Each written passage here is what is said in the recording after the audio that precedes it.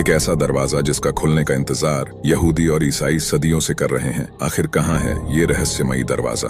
दोस्तों, आज से तकरीबन 4000 साल पहले जब सुलेमान अलैहिस्सलाम ने यरूशलेम को आबाद किया तो इस शहर में एक बहुत ही मजबूत दीवार बनवाई गई थी और शहर में अंदर आने के लिए 8 दरवाजे दीवार पर बनवाए गए थे, जिसमें से एक दरवाजा थर्ड टेम्पल के लिए जाता था, जो यरूशलेम शहर का काफी नजदीकी दरवाजा था।